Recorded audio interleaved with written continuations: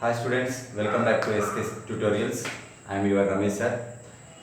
మనం విఆర్ఓకి సంబంధించినటువంటి basic English grammar క్లాస్లో ఇంట్రడక్షన్ పార్ట్ అనేటువంటి తీసుకున్నాం. ఈ వీడియోలో ఆ రోజు బోర్డ్ మీద ఏదైతే మనం సబ్ టాపిక్స్ పెట్టుకున్నామో ఆ టాపిక్స్ సంబంధించి ఒక్కొక్క టాపిక్ సంబంధించి ఒక్కొక్క వీడియో ఇవాటి నుంచి మనకు అందుబాటులో ఉంటుంది. అందులో ఫస్ట్ టాపిక్ వచ్చేది సబ్జెక్ట్ అండ్ ప్రిడికేట్. సో మనం చెప్పుకున్నట్టు ఏంటి అంటే లాంగ్వేజ్ అనేటువంటిది వ్యక్తి యొక్క భావ ప్రసరణ అనేటువంటి దానికోసం ఉపయోగిస్తూ ఉంటాం. అలాగే ఇంగ్లీష్ అనేటువంటి దాన్ని కూడా భావ ప్రకటన కోసం, అంటే ఒక వ్యక్తి ఏ పని చేస్తున్నాడు, ఆ వ్యక్తి చేసినటువంటి పని ఏమిటి అనేటువంటి విషయాన్ని ఎదుటి వాళ్ళకి తెలియజేయడం కోసం మనం సెంటెన్స్ అనేటువంటి దాన్ని, వాక్యం అనేటువంటి దాన్ని ఉపయోగించడం అనేటువంటిది జరుగుతుంది. మరి ఆ వాక్యం ఎలా ఏర్పడుతుంది అన్నప్పుడు లెటర్స్ అనేటువంటి వాటి నుంచి వర్డ్స్ అనేటువంటివి ఫామ్ అవుతూ ఉంటాయి. ఆ వర్డ్స్ నుంచి సెంటెన్స్ అనేటువంటిది ఫామ్ అవుతూ ఉంటుంది.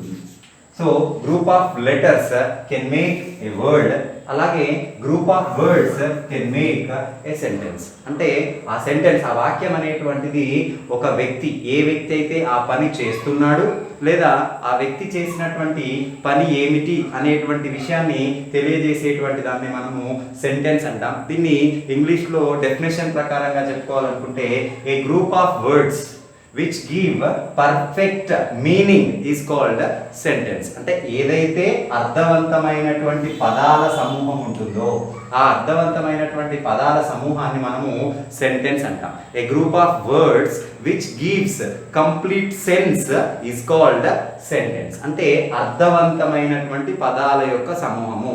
పదాల సమూహం మాత్రం ఉంటే సరిపోదు, అది ఖచ్చితంగా ఒక అర్థాన్ని ఇచ్చేదై ఉండాలి. దాన్ని మాత్రమే మనం సెంటెన్స్ అనడానికి అవకాశం ఉంటుంది. ఆ సెంటెన్స్ ద్వారా మనకి ఏం తెలియజేస్తుంది అంటే ఒక వ్యక్తి గురించి లేదా ఒక వస్తువు గురించి లేదా ఒక జంతువు గురించి అది చేసినటువంటి పని ఏదైతే ఉంటుందో దాన్ని మనకి ఈ సెంటెన్స్ అనేటువంటిది తెలియజేస్తుంది. సో ఇప్పుడు ఒక సెంటెన్స్ ని మనము రెండు భాగాలుగా విడగొట్టుకోవచ్చు. బేసిక్ గా ఒక సెంటెన్స్ ని మనం రెండు భాగాలుగా విడగొట్టుకోవచ్చు. అందులో మొదటిది సబ్జెక్ట్ అంటాం, మొదటి పార్ట్ ని సబ్జెక్ట్ అంటాం, రెండవ పార్ట్ ని ప్రిడికేట్ అంటాం. మొదటి పార్ట్ ని సబ్జెక్ట్ అంటాం, రెండవ పార్ట్ ని ప్రిడికేట్ అంటాం. For example, sir is teaching grammar. Sir is teaching grammar. ఇంతకుముందు మనం చెప్పుకున్నట్టుగా ఒక గ్రూప్ ఆఫ్ వర్డ్స్, ఇదొక వర్డ్, ఇదొక వర్డ్, ఇదొక వర్డ్, ఇదొక వర్డ్. సో ఈ గ్రూప్ ఆఫ్ వర్డ్స్ అనేటువంటివి మనకి ఒక అర్థాన్ని ఇస్తున్నాయి. ఈ గ్రూప్ ఆఫ్ వర్డ్స్ వల్ల మనకు ఒక విషయం అర్థమవుతుంది. ఏమర్థమవుతుంది అంటే సర్ ఇంగ్లీష్ లేదా సర్ గ్రామర్ బోధిస్తున్నాడు అనేటువంటి వాక్యం మనకు అర్థమైంది, అనే అర్థం మనకి ఇందులో ఈ వాక్యం ద్వారా వచ్చింది. సో ఇప్పుడు ఈ వాక్యాన్ని ఈ సబ్జెక్ట్ అండ్ ప్రిడికేట్ ప్రకారంగా మనం రెండు భాగాలుగా విడగొట్టుకోవచ్చు. అందులో మొదటి భాగము సబ్జెక్ట్, రెండవ భాగము ప్రిడికేట్. మరి సబ్జెక్ట్ అని దేన్ని అంటాం, ప్రిడికేట్ అని దేన్ని అంటాం అనేటువంటి డౌట్ మీకు వస్తుంది. దేన్ని సబ్జెక్ట్ అంటాము అంటే ఇక్కడ ఇవ్వబడ్డటువంటి సెంటెన్స్ లో మనకు ఒక పని జరుగుతున్నట్లుగా తెలుస్తుంది, అర్థమవుతుంది. అయితే ఆ పని చేసినటువంటి వ్యక్తిని, అందులో జరిగినటువంటి పని ఏదైతే ఉందో ఆ పని చేసినటువంటి వ్యక్తిని సబ్జెక్ట్ అంటాం. అంటే the doer of an action is called subject. అంటే ఆ ఇవ్వబడ్డటువంటి సెంటెన్స్ లో ఆ పని ఎవరు చేస్తున్నారు దీన్ని సబ్జెక్ట్ అంటాం. దీన్ని మనం తెలుగులో కర్త అంటారు. ఎవరైతే ఆ పని చేస్తున్నారో, పని చేస్తున్నటువంటి వ్యక్తిని కర్త అంటాం. ఒక సెంటెన్స్ లో కర్త మినహాయించి, కర్తను వదిలేస్తే మిగిలినటువంటి remaining part of the complete sentence, subject కాకుండా ఉన్నటువంటి పూర్తి భాగాన్ని, అది ఎంత పెద్ద కాంప్లెక్స్ సెంటెన్స్ అయినా కావచ్చు, కాంపౌండ్ సెంటెన్స్ అయినా కావచ్చు, ఎంత పెద్ద వాక్యమైనా కూడా సబ్జెక్టును మినహాయిస్తే మిగిలిపోయినటువంటి రిమైనింగ్ సెంటెన్స్ అంతా కూడా మనకు ప్రిడికేట్ అవుతుంది. So the doer of an action is called subject except the subject. Except అంటే మినహాయింపు. Except the subject the remaining part, the remaining how many words it may be, how many length of the sentence it may be, అది ఎంత పెద్ద sentence అయినా కూడా సబ్జెక్టును మినహాయించి మిగిలిపోయినటువంటిదంతా కూడా predicate అవుతుంది. మళ్ళీ ఒకసారి చూడండి, ఒక సెంటెన్స్ లో పని చేసినట్లుగా మనకు తెలియజేస్తుంది. ఆ పని చేసినటువంటి వ్యక్తిని సబ్జెక్ట్ అంటాం, తెలుగులో కర్త అంటాం. ఆ సబ్జెక్ట్ కాకుండా మిగిలిపోయినటువంటి పూర్తి వాక్యాన్ని అదర్ దాన్ ది సబ్జెక్ట్ ఇవ్వబడ్డటువంటి in a given sentence except the subject అంటే ఎక్సెప్ట్ ద డూయర్, మిగిలినంతా కూడా మనకు ప్రిడికేట్ అవుతుంది. ఇది మనకి ఎగ్జామ్లో ఏ విధమైనటువంటి క్వశ్చన్ అడగడానికి కూడా ఛాన్సెస్ అయితే లేవు. కాకపోతే బేసిక్ కాబట్టి సబ్జెక్ట్ ప్రెడికేట్ అని మనం అప్పుడప్పుడు వింటూ ఉంటాం. మనకు అవేంటివి, ఆ పదజాలం, ఆ వొకాబులరీ అనేటువంటిది మనకు తెలియకపోతే, సబ్జెక్ట్ తెలియదు, ప్రెడికేట్ అంటే ఏంటో తెలియదు అన్నప్పుడు ఇబ్బంది పడాల్సినటువంటి అవసరం వస్తుంది. కాబట్టి జస్ట్ పరిచయం కోసం మాత్రమే ఈ సబ్జెక్ట్ అండ్ ప్రెడికేట్ అనేటువంటి దాన్ని మనం తీసుకోవడం అనేటువంటిది జరిగింది. తర్వాత మనకు విఆర్ఓ ఎగ్జామ్లో అడగడానికి అవకాశం ఉన్నటువంటి టాపిక్ ఏంటి అంటే ఆర్టికల్స్. ఇవి ఎంత ముఖ్యమైనటువంటివో అంత సులభంగా మనం గుర్తించడానికి అవకాశం ఉంటుంది. చాలా సింపుల్. కొన్ని చిన్న చిన్న విషయాలు కనుక మనం గుర్తుపెట్టుకుంటే ఆర్టికల్ అనేటువంటి వాటి ద్వారా ఏ క్వశ్చన్ వచ్చినా కూడా మనం సులభంగా సమాధానం చెప్పడానికి అవకాశం ఉంటుంది. అవి చిన్నగా ఉంటాయి, ఈజీగా ఉంటాయి. అవేంటివి అంటే ఆర్టికల్స్ అనేటువంటివి మనం రెండు భాగాలుగా విభజించుకోవచ్చు. మొదటిది డెఫినైట్ ఆర్టికల్, రెండవది indefinite article. Definite article and indefinite article. ఓకేనా? ఇండెఫినైట్ ఆర్టికల్స్ లోపల మనకి ఏ అండ్ యాన్ అనేటువంటి అంశాలు, డెఫినైట్ ఆర్టికల్ లోపల ద అనేటువంటి ఆర్టికల్. మళ్ళీ ఒకసారి చూడండి, ఆర్టికల్స్ అనేటువంటివి రెండు భాగాలుగా విభజింపబడ్డాయి. ఒకటి డెఫినైట్ ఆర్టికల్, రెండవది ఇండెఫినైట్ ఆర్టికల్. ఇండెఫినైట్ ఆర్టికల్స్ రెండు ఉంటాయి, ఒకటి ఏ, రెండవది యాన్. డెఫినైట్ ఆర్టికల్కి వచ్చేసరికి ద అనేటువంటిది ఒకటే ఉంటుంది. అయితే మీరు చాలా పుస్తకాలలో చదివినప్పుడు కానీ, చాలా వేరే క్లాసెస్ ఎక్కడైనా విన్నప్పుడు కానివ్వండి, మొదటగా దేనితో స్టార్ట్ చేస్తారండి అంటే ఇండెఫినైట్ ఆర్టికల్స్ తోటి స్టార్ట్ చేసుకోవడం వల్ల మీకు కొంచెం కన్ఫ్యూజన్ అనేటువంటిది ఉంటుంది. కానీ మనం చేయాల్సింది ఏంటి అంటే డెఫినైట్ ఆర్టికల్స్ తో కనుక మనం స్టార్ట్ చేసుకున్నాం అనుకోండి, మనకు ఈజీగా గుర్తుపెట్టుకునేటువంటి అవకాశాలు ఉంటాయి. ఎందుకంటే ఒకటే ఉంది మనకి. రీజనింగ్ లో ఆడ్ మ్యాన్ అవుట్ అని ఒక కాన్సెప్ట్ ఉంటుంది. ఆ కాన్సెప్ట్ ప్రకారంగా ద ఎక్కడెక్కడ వస్తుంది అనేటువంటి అంశాలు మనం తీసుకొని అవన్నీ గుర్తు చేసుకొని వాటన్నిటిని వదిలేసాం అనుకోండి, ఇంకా మనం మిగిలిపోయినవి ఏ అండ్ యాన్ అనేటువంటి దాని మీద ఎక్కువగా ఫోకస్ చేయడానికి అవకాశం ఉంటుంది. అయితే ఈ ఏ అనేటువంటి దానికి సంబంధించి ఒక క్వశ్చన్ అడుగుతాడు, ఒక సెంటెన్స్ ఇచ్చి ఏ అనేటువంటి దానికి అండర్లైన్ చేసి దీని పార్ట్స్ ఆఫ్ స్పీచ్ కనుక్కోమంటాడు. సాధారణంగా అయితే సరే ఇది ఆర్టికల్ కదా, అది పార్ట్ ఆఫ్ స్పీచ్ ఎలా అవుతుంది అంటే ఏ అనేటువంటిది అడ్జెక్టివ్. ఏ అనేటువంటిది పార్ట్స్ ఆఫ్ స్పీచ్ లో మనకు అడ్జెక్టివ్ కింద వాడడం అనేటువంటిది జరుగుతుంది. క్వశ్చన్ జాగ్రత్తగా చదవాలి. సాధారణంగా ఏ యాన్ అనగానే మనకు ఆర్టికల్స్ అనేటువంటి భావంలోకి వెళ్ళిపోతాం. కానీ అక్కడ మనల్ని అండర్లైన్ చేసి ఏమడుగుతాడు అంటే which part of this in parts of speech అంటాడు. ఆర్టికల్స్ అన్నాడు, పార్ట్స్ ఆఫ్ స్పీచ్ అంటాడు. అప్పుడు ఏ అనేటువంటిది అడ్జెక్టివ్ కింద పనిచేస్తుంది. ఆ ఒక్క విషయం గుర్తుపెట్టుకుంటే మనకు ఒక మార్క్ వచ్చేటువంటి అవకాశం ఉంటుంది. ఇకపోతే తర్వాత ఈ డెఫినైట్, పేరులో ఉంది డెఫినైట్ అంటే ప్రత్యేకమైనది, స్పెషల్ అని అర్థం. ఇండెఫినైట్ అంటే సాధారణమైనటువంటి, నార్మల్ అనేటువంటి అర్థం కింద వస్తుంది. సో ఈ డెఫినైట్ ఆర్టికల్ అనేటువంటిది ఎక్కడెక్కడ వస్తుంది అనేటువంటి అంశం కనుక మనం జాగ్రత్తగా చూసుకుంటే అవన్నీ రూల్స్ అనేటువంటివి రాసుకుంటే ఇండెఫినైట్ ఆర్టికల్ ఎక్కడ వస్తుంది అనేటువంటి అంశం మనకి ఈజీగా తెలిసిపోతుంది. ద అనేటువంటి ఆర్టికల్ డెఫినైట్ ఆర్టికల్. ఒక ప్రత్యేకమైనటువంటి వస్తువుల గురించి చెప్పేటప్పుడు మనం ఈ డెఫినైట్ ఆర్టికల్ అనేటువంటిది వాడతాం. అంతకంటే ముందు అసలు ఆర్టికల్స్ అనేటువంటివి వేటి ముందు రాస్తారు అంటే నౌన్స్ ముందు రాస్తారు. ఆర్టికల్స్ అనేటువంటివి నౌన్స్ ముందు రాస్తారు. ఈ విషయాన్ని మనం గుర్తుపెట్టుకోవాలి.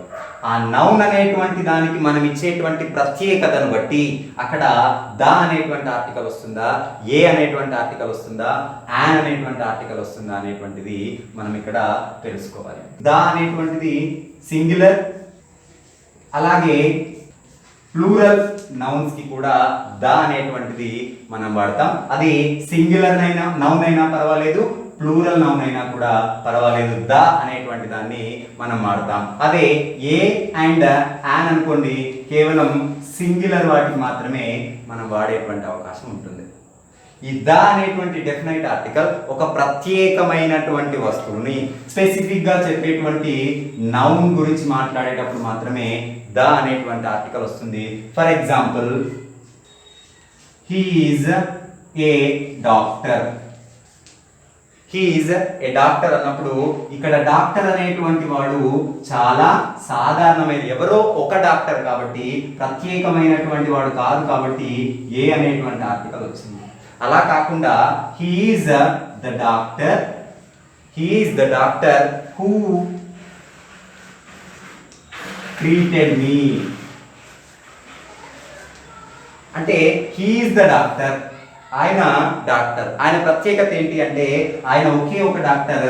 నన్ను ఎవరైతే ట్రీట్ చేశారో, నాకు ఎవరైతే చికిత్సను అందించారో ఆ పర్టికులర్ డాక్టర్ కోసం గురించి నేను మాట్లాడుతున్నాను కాబట్టి ఇక్కడ ద అనేటువంటి ఆర్టికల్ వస్తుంది, ఏ అనేటువంటి ఆర్టికల్ రాదు. అలా కాకుండా ఎవరు ఏ డాక్టర్ అయినా పర్వాలేదు అనుకున్నప్పుడు ఏ డాక్టర్ అనేటువంటిది మనకు వస్తుంది. So first case the rule 1 అనేటువంటిది ఒక ప్రత్యేకమైనటువంటి వ్యక్తి గురించి కానీ ఒక ప్రత్యేకమైనటువంటి వస్తువు గురించి మాత్రమే చెప్పేటప్పుడు ద అనేటువంటిది వస్తుంది.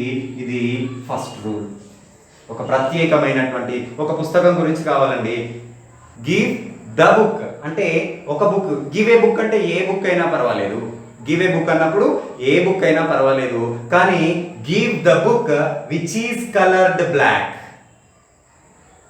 గివ్ ద బుక్ అని ఎందుకు అన్నాము అంటే ఏ పుస్తకానికైతే నలుపు రంగు అట్ట వేసి ఉంటుందో ఆ ప్రత్యేకమైనటువంటి పుస్తకం గురించి మనం చెప్తున్నాం కాబట్టి గివ్ ద బుక్ అనేటువంటి అంశం. అక్కడ ఆ నల్ల రంగు అట్ట వేసినటువంటి పుస్తకానికి మొట్టమొదటి ప్రయారిటీ ఇచ్చాం కాబట్టి, దానికి ప్రత్యేకంగా ఇచ్చాం కాబట్టి ద అనేటువంటి ఆర్టికల్ అనేటువంటిది వస్తుంది. రెండవ రూల్ ఏంటండి అంటే ద అనేటువంటి ఆర్టికల్ వాడడానికి ఈ విశ్వం మొత్తంలో ఏదైతే ఒకే వస్తువు మాత్రం ఉంటుందో, ఈ విశ్వం మొత్తంలో ఒకే వస్తువు ఉంటుంది, దానికి ఆల్టర్నేట్ అనేటువంటిది ఇంకొకటి ఉండదు అని అనుకున్నప్పుడు కూడా ద అనేటువంటి ఆర్టికల్ వాడతాం. ఫర్ ఎగ్జాంపుల్ తాజ్ మహల్ అని ఉందండి. తాజ్ మహల్ అనేటువంటిది ప్రపంచం మొత్తంలో లేదా ఈ ప్రపంచం మొత్తంలో తాజ్ మహల్ అనేటువంటిది ఒక్కటి మాత్రమే ఉంది కాబట్టి ఆ తాజ్ మహల్ అనేటువంటి దానికంటే ముందు ద తాజ్ మహల్ అనేటువంటి విషయాన్ని మనం వాడతాం. రెండవది ద స్కై. స్కై అనేటువంటిది నామవాచకం, దానికంటే ముందు ద అనేటువంటిది వాడతాం. ఎందుకండి అంటే స్కై అనేటువంటిది ఒక్కటి మాత్రమే ఉంటుంది కాబట్టి. తర్వాత ద ఎర్త్. ఎర్త్ ఒక్కటే ఉంది కాబట్టి ఆ ద ఎర్త్ అనేటువంటిది వాడతాం. అంటే ఈ ప్రపంచంలో ఏదైతే ఒకే వస్తువు అయితే ఉంటుందో, ఏ వస్తువు అయితే ఒకటి మాత్రమే ఉంటుందో దానికి ముందు ద అనేటువంటిది మనం వాడతాం. రెండవది ఏంటండి అంటే ఫస్ట్ రూల్ అనేటువంటిది ఒక ప్రత్యేకమైనటువంటి స్పెషల్ నౌన్ గురించి మాట్లాడేటప్పుడు, సెకండ్ అనేటువంటిది only one thing in the world or in the one thing in the universe అనే దానికి మనం వాడతాం. అలాగే థర్డ్ ఏంటంటే all mountains, the Himalaya, the Satpura, the Vindhya. ఎందుకంటే హిమాలయాలు అనేటువంటి ఒకటే ఉన్నాయి, సాత్పురా పర్వతాలు ఒకటే ఉన్నాయి, వింధ్య పర్వతం అనే పర్వతాల శ్రేణి, రేంజ్ అంటాం, మౌంటైన్ రేంజెస్ అంటాం. ఆల్ మౌంటైన్స్ కి ముందు ద అనేటువంటి ఆర్టికల్ అనేటువంటిది మనం వాడతాం. తర్వాత ఆల్ న్యూస్ పేపర్స్ కి ముందు కూడా మనం the Eenadu, the Hindu, the వార్త, ద సాక్షి, ద నమస్తే తెలంగాణ అంటే ఆల్ పేపర్స్ అనేటువంటి ముందు, అన్నిటికీ ముందు కూడా ద అనేటువంటి ఆర్టికల్ అనేటువంటిది మనం వాడుతూ ఉంటాం. దాని తర్వాత all musical instruments all musical instruments కి ముందు కూడా మనం ద అనేటువంటి ఆర్టికల్ అనేటువంటి దాన్ని వాడుతూ ఉంటాం. The piano, the veena, the tabla అనేటువంటి ఏదైతే మ్యూజికల్ ఇన్స్ట్రుమెంట్స్ అనేటువంటివి ఉన్నాయో దానికంటే ముందు కూడా ద అనేటువంటి దాన్ని మనం వాడుతూ ఉంటాం. దాని తర్వాత all planets, the Venus, the Uranus, the earth, planets కంటే అన్ని ప్లానెట్స్ కి ముందు కూడా మనం ద అనేటువంటి దాన్ని వాడుతూ ఉంటాం. ఈ రూల్ ఇక్కడ కూడా వస్తుంది. ఎందుకంటే అంటే ఇవన్నీ దాదాపుగా ఒకటే అంశం ఉంటుంది కాబట్టి ఇంకొకటి అనేటువంటిది రాదు కాబట్టి only one thing in the world అన్నదానికి ద అనేటువంటి ఆర్టికల్ ని మనం వాడుతూ ఉంటాం. ఇక గ్రామర్ కి కనుక మనం వెళ్ళినట్లయితే డిగ్రీస్ ఆఫ్ కంపారిజన్ లో మనకి సూపర్లేటివ్ డిగ్రీ అనేటువంటిది ఒకటి ఉంటుంది. Simple degree, compound degree and ఇంకొకటి సూపర్లేటివ్ డిగ్రీ అనేటువంటిది ఒకటి ఉంటుంది. For example dark, darker and third form వచ్చేసి సూపర్లేటివ్ వచ్చేసి darkest. So dark, darker, darkest simple, తర్వాత థర్డ్ వన్ వచ్చేసి సూపర్లేటివ్ డిగ్రీ. సో ఈ సూపర్లేటివ్ డిగ్రీకి ముందు కూడా ద అనేటువంటిది వాడతాం. Deep for example deep, deeper and deepest. So ఈ డీపెస్ట్ అనేటువంటి వర్డ్ ఎప్పుడైతే Pacific is the deepest ocean. ఇంకొకటి మర్చిపోయాం మనకి ఆల్ ఓషియన్స్ ముందు కూడా, దాని తర్వాత ఆల్ కాంటినెంట్స్, ఆల్ ఓషన్స్ ముందు, ఆల్ కాంటినెంట్స్ ముందు కూడా మనకి ద అనేటువంటి ఆర్టికల్ ని వాడుతూ ఉంటాం. ఇక్కడ డిగ్రీస్ ఆఫ్ కంపారిజన్ లో ఏమొస్తుందండి అంటే ఎక్కడైతే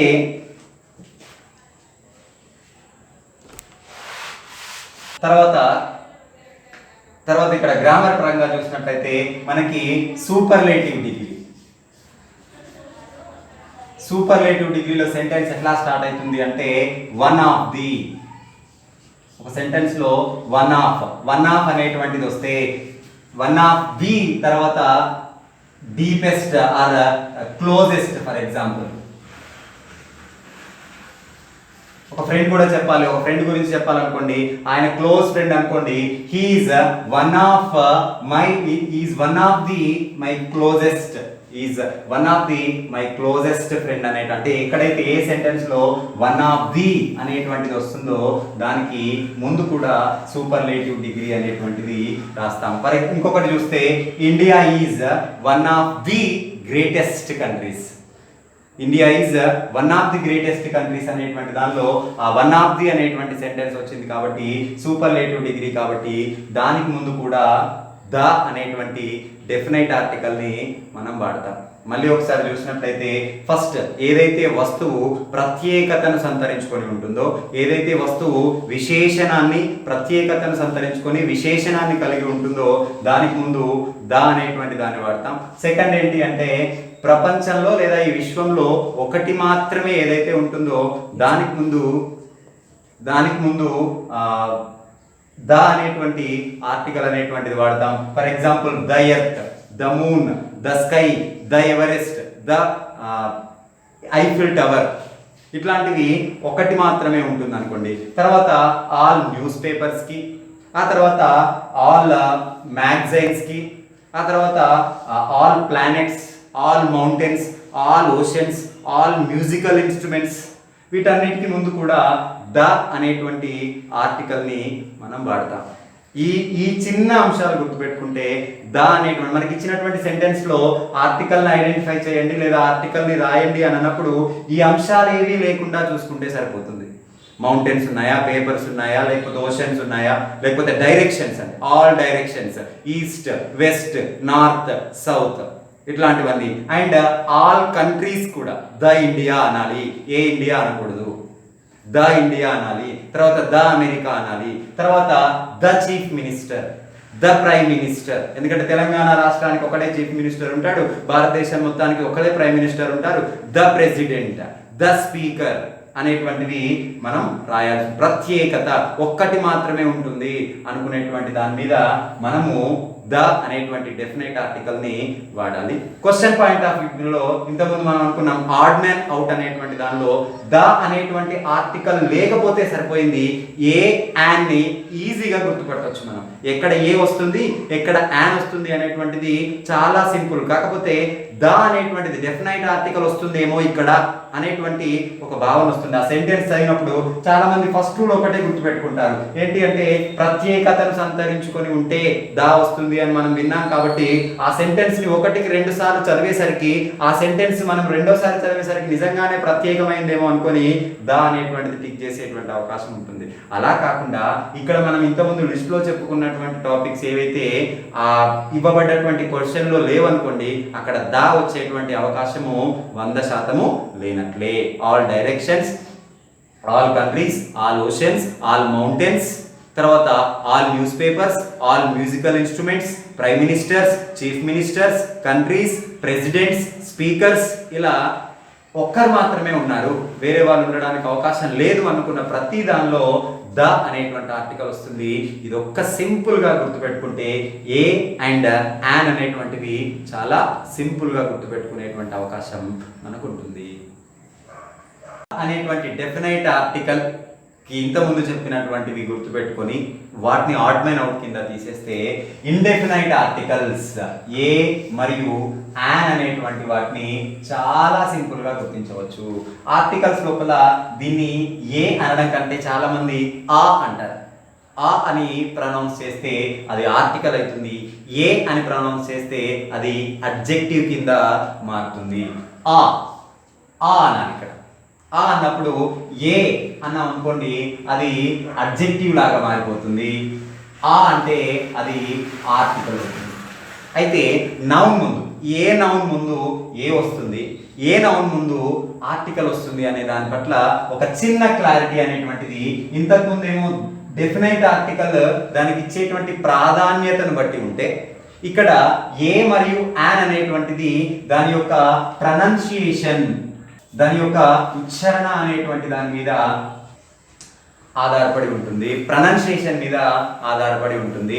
ఏంటి అంటే మనకి 2 రకాలైనటువంటి సౌండ్స్ వస్తూ ఉంటాయి. ఒకటి కాన్సోనెంట్ సౌండ్ అంటాం, ఇంకొకటి కాన్సోనెంట్ సౌండ్ అంటాం, ఇంకొకటి ఓవెల్ సౌండ్ అంటాం. చాలా మంది ఏమంటారండి అంటే సౌండ్ కాకుండా కాన్సోనెంట్ లెటర్ అనుకుంటారు.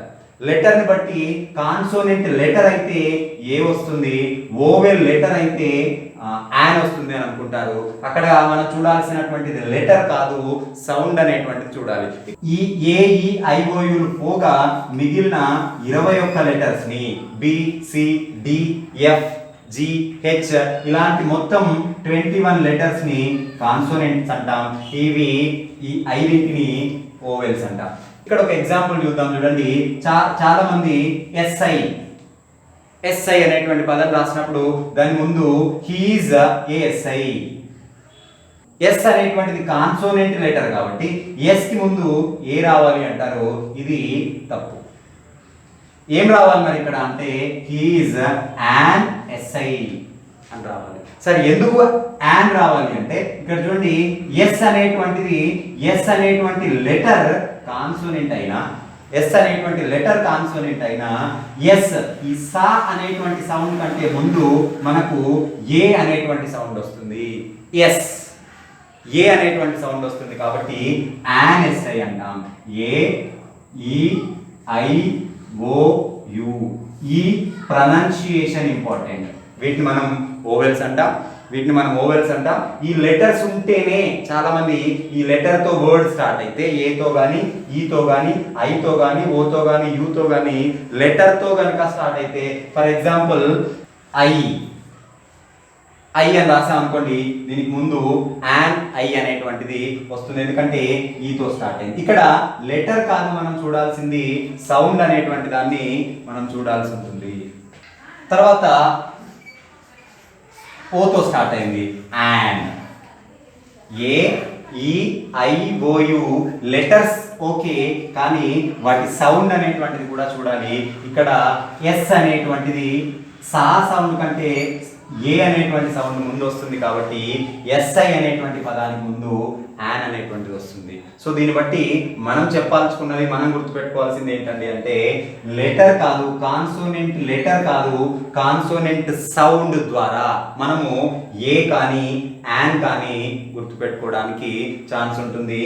ఈ AEIOUలు పోగా మిగిలిన 21 లెటర్స్ ని BCDF GH ఇలాంటి మొత్తం 21 లెటర్స్ ని కాన్సోనెంట్స్ అంటాం. ఈ 5ని ఓవెల్స్ అంటాం. ఓవెల్ సౌండ్ కంటే ముందు, మళ్ళీ చెప్తున్నాను, ఓవెల్ సౌండ్ కంటే ముందు, ఓవెల్ లెటర్ కంటే ముందు కాదు. ఇక్కడ చాలా మంది కన్ఫ్యూజ్ అవుతూ ఉంటారు. సౌండ్ లెటర్, సౌండ్ అనేది వంటిది చూసుకోవాలి, లెటర్ తో సంబంధం లేదు. ఇక్కడ ఎగ్జాంపుల్ కూడా మనం రాసుకున్నాం చూడండి. ఎస్ అనేటువంటిది కాన్సోనెంట్ అయినా ఈ 21 లెటర్స్ లోనే ఉంటుంది. మీరు రాసి చూసుకోండి. కాకపోతే ఈ ఎస్ అనేటువంటిది కాన్సోనెంట్స్ లోనే ఉంటుంది, కానీ దానికి ముందు వచ్చేటువంటి ఆర్టికల్ మాత్రం యాన్ వస్తుంది. దానికి కారణం ఏంటి అంటే మనం చూడాల్సింది లెటర్ కాదు, సౌండ్. సో కాన్సోనెంట్ సౌండ్ కి ముందు ఏ వస్తుంది, కాన్సోనెంట్ సౌండ్ కి ముందు ఏ వస్తుంది, ఓవెల్ సౌండ్ నౌన్ కి ముందు యాన్ వస్తుంది.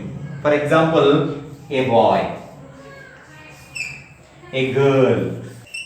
ఇక్కడ బి అనేటువంటిది బా అనేటువంటి శబ్దంతో కాన్సోనెంట్ లో వస్తుంది కాబట్టి ఏ అనేటువంటిది, ఇక్కడ గా అనేటువంటిది జి కాన్సోనెంట్ కాబట్టి ఏ అనేటువంటిది వస్తుంది.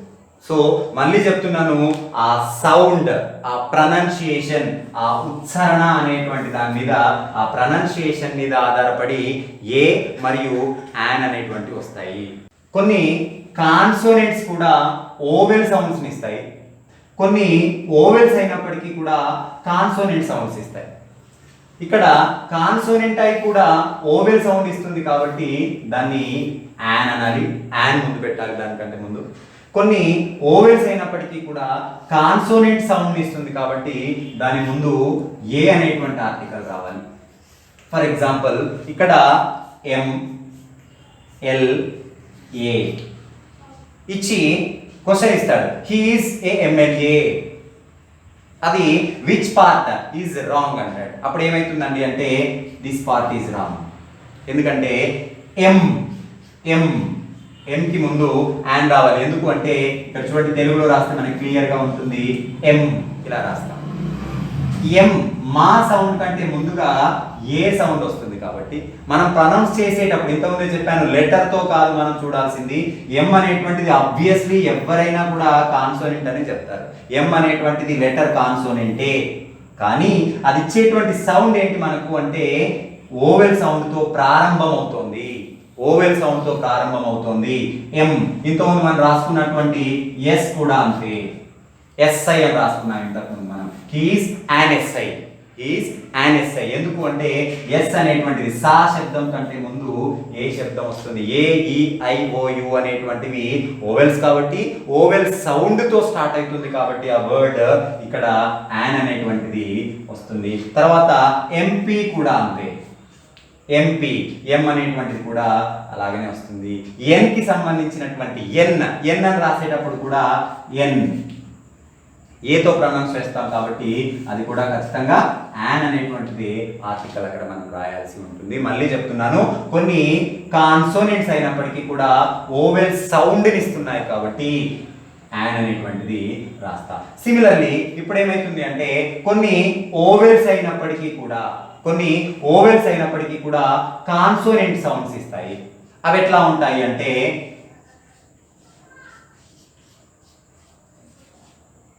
₹1 నోట్, దీని ముందు ఏ వస్తుందా యాన్ వస్తుందా అన్నప్పుడు ఏ అనేటువంటిది వస్తుంది. ఎందుకు ఇక్కడ చూడండి, ఓ అనేటువంటిది ఓవెల్స్ లో లెటర్ AEIOU, కానీ దాన్ని పలకడం ₹1 నోట్ అనట్లేదు, మనం ₹1 నోట్ అంటున్నాం. వన్ తో పలుకుతున్నాం మనం. వా అనేటువంటిది వి అనేటువంటి దాంతో వస్తుంది. వి అనేటువంటిది మనకి కాన్సోనెంట్ సౌండ్ ని ఇస్తుంది కాబట్టి, మళ్ళీ చెప్పాను ఇక్కడ ఈ లెటర్ ఓవెలే కానీ అది ఇచ్చేటువంటి సౌండ్ మాత్రం కాన్సోనెంట్. ఓకేనా? ఇక్కడ చూడండి వి అనేటువంటిది 1 మనం ఇలా పలుకుతున్నాం కాబట్టి ఇది కాన్సోనెంట్ సౌండ్ ఇస్తుంది కాబట్టి దీనికి ముందు ఏ 1 రూపీ నోట్ అనేటువంటిదే కరెక్ట్. అలాగే 1 లెగ్డ్ బెగ్గర్, ఐసా ఏ 1 లెగ్డ్ బెగ్గర్ అనాలి. ఐసా అండ్ 1 లెగ్డ్ బెగ్గర్ అనకూడదు, ఎందుకంటే ఇక్కడ కూడా 1 అనేటువంటిది వస్తుంది. తర్వాత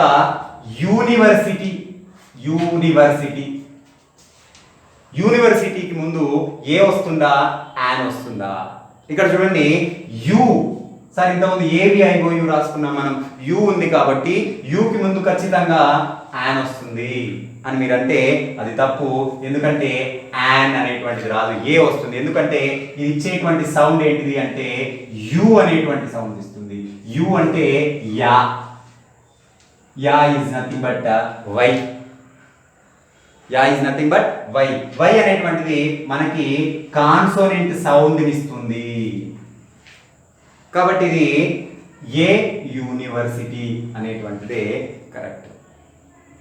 ఓకేనా? కొన్ని పదాలు ఇంకొకటి ఏంటి అంటే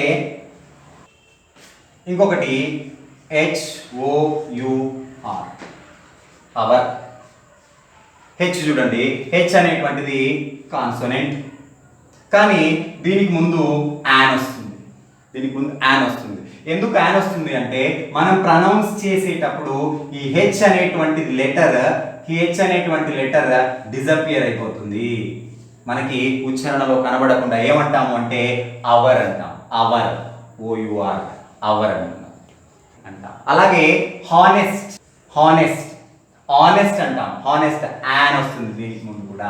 హీస్ అన్ ఆనెస్ట్ అంటాం, లేదా ఆనరబుల్ అంటాం. హెచ్ అనేటువంటిది పలుకుతున్నటువంటి సమయంలో డిజపియర్ అయిపోతుంది, కనబడకుండా పోతుంది. కాబట్టి ఇలా కొన్ని లెటర్స్ అవి కాన్సోనెంట్స్ అయినప్పటికీ కూడా ఓవెల్ సౌండ్స్ ఇస్తాయి కాబట్టి యాన్ అనాలి. కొన్ని ఓవెల్స్ అనేటువంటివి కాన్సోనెంట్ సౌండ్స్ ఇస్తాయి కాబట్టి వాటికంటే ముందు ఏ అనేటువంటిది వస్తుంది. చివరగా చెప్పేది ఏంటంటే ఆ లెటర్ని కాదు మనం చూసుకోవాల్సింది, ఆ లెటర్ ఏ ప్రొనౌన్సియేషన్ తోటి, ఏ అక్షరం తోటి, ఏ శబ్దం తోటి స్టార్ట్ అవుతుంది. మనం పలుకుతున్నప్పుడు పలికేటువంటి విధానాలు ఏతో పలుకుతున్నామా, AEIOU అనేటువంటి ఓవెల్స్ తో వస్తున్నాయా, అలా కాకుండా కాన్సోనెంట్స్ తో పలుకుతున్నామా అనేటువంటిది జాగ్రత్తగా ఉచ్చారణ, ప్రొనౌన్సియేషన్ అనేటువంటి దాని మీదనే ఆర్టికల్ ఐడెంటిఫికేషన్ అనేటువంటిది ఉంటుంది తప్ప లెటర్ ని బట్టి కాదు. చాలా మంది యొక్క చిన్న లాజిక్ మిస్ అయ్యి మార్క్స్ పోగొట్టుకుంటూ ఉంటారు. కాబట్టి అది పలికి చూడండి ఒకసారి. యాన్ ఉంది, ఇక్కడ ఏ వస్తుందా, యాన్ వస్తుంది. ఎందుకంటే దా అనేటువంటి దాని మీద ఆల్రెడీ మనం క్లియర్ గా ఉన్నాం. ప్రత్యేకమైనటువంటి అంశం అయితేనే, ఈ విశ్వం మొత్తంలో ఒకే ఒక వస్తువు ఉన్నప్పుడు మాత్రమే దా అంటాం, దాన్ని పక్కన పెట్టేసాం ఆల్రెడీ. కాబట్టి ఇక్కడ మిగిలింది మనకు రెండే. ఈ రెండిట్లో సింపుల్ ఏంటి అంటే కాన్సోనెంట్ సౌండ్ తో ఒక వర్డ్ అనేటువంటిది స్టార్ట్ అయితే, కాన్సోనెంట్ లెటర్ తో కాదు, మళ్ళీ చెప్తున్నాను, కాన్సోనెంట్ సౌండ్ తో కనుక ఒక వర్డ్ అనేటువంటిది స్టార్ట్ అయితే దానికి ఏ అనేటువంటి ఆర్టికల్ రాస్తాం. ఓవెల్ సౌండ్ తో కనుక ఒక వర్డ్ అనేటువంటిది స్టార్ట్ అయితే దాన్ని యాన్ అనేటువంటి ఆర్టికల్ తోటి మనం స్టార్ట్ చేస్తాం. Thank you students, that's all for today's class. Subscribe చేయండి, మీరు కొత్త వాళ్ళైతే కనుక సబ్స్క్రైబ్ చేయండి. పక్కనే ఉన్నటువంటి బెల్ ఐకాన్ని క్లిక్ చేయండి.